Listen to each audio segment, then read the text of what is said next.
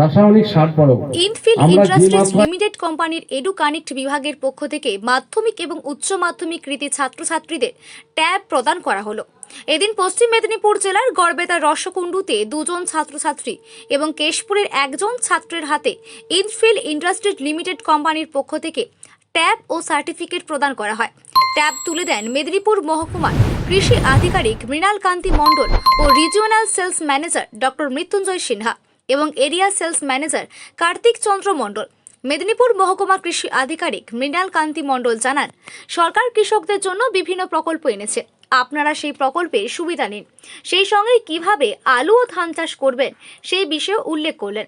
চাষের কাজে পেস্টিসাইড ব্যবহারের উপযোগিতা সম্বন্ধে কৃষকদের নিয়ে একটি বিশেষ কর্মশালারও আয়োজন করা হয়েছিল।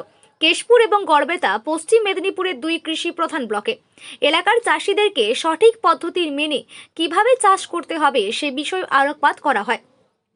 ছাত্রছাত্রীরা ট্যাব পেয়ে খুবই খুশি হয়েছেন। তারা জানিয়েছেন, ইনফিল কোম্পানি শুধুমাত্র চাষিদের পেস্টিসাইড দিয়ে চাষাবাদ করায় না, পাশাপাশি দুস্থ মেধাবী ছাত্রছাত্রীদের কথাও ভাবেন। কিছু কথা বলছি।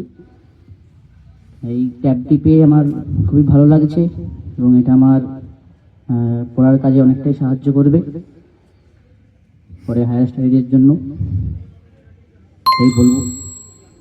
আর ভবিষ্যতে ইঞ্জিনিয়ারিং করার ইচ্ছা আছে, দেখা যাক। নমস্কার।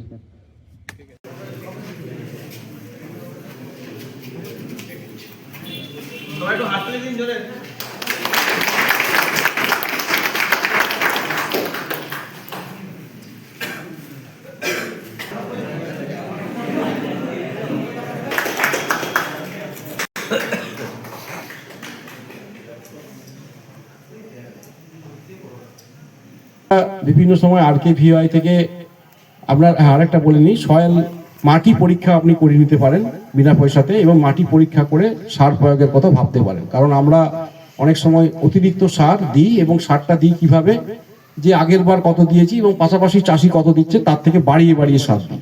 এটা আমাদের একটা স্বভাব হয়ে গেছে, কিন্তু মাটিতে হয়তো সারটা রয়েছে তা সত্ত্বেও আমরা দিয়ে যাই।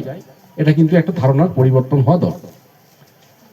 আর এছাড়া প্রচুর এরকম স্কিম আছে যেখানে পালস অর্থাৎ ডাল শস্য চাষের কথা বলা আছে, অয়েল সিড অর্থাৎ যেগুলো তেল তৈরি হয় তার সেই ধরনের, অর্থাৎ সর্ষে, তিল, বাদাম, এই চাষগুলো বাড়ানোর জন্য সরকার অনেক রকমভাবে অনেক রকম চেষ্টা করছেন, কিন্তু খুব একটা কার্যকরী আমরা হইনি।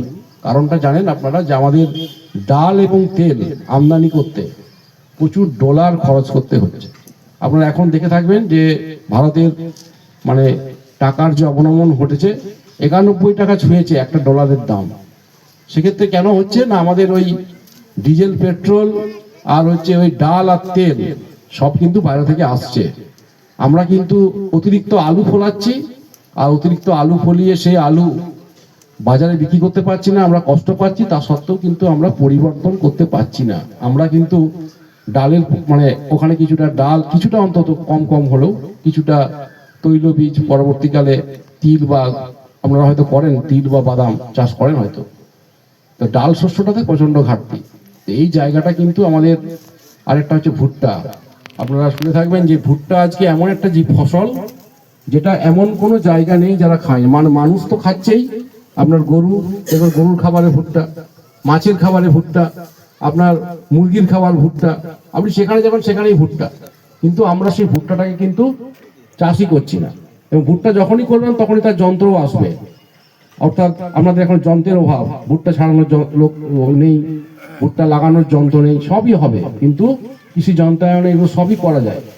তো আমরা চাইছি ডাইভার্সিফিকেশন, অর্থাৎ আপনার আলু হয়তো 5 বিঘে লাগাচ্ছেন, সেই 5 বিঘেটাকে একটু ভাগ করে নিয়ে লাগাতে, যাতে করে আপনার এই যে যতই আপনি ওষুধ দেন, একটা সময় আসে আবহাওয়ার পরিবর্তন যদি ঘটে যায়, কুয়াশা যদি 3 দিন 4 দিন হয়ে যায়, বৃষ্টি পড়ে, আগের বার যেটা হয়েছিল ডাঁটা পচা, এগুলো কিন্তু তখন আমরা অনেক কোম্পানিকে দোষ দিই, ওষুধের দোষ দিই।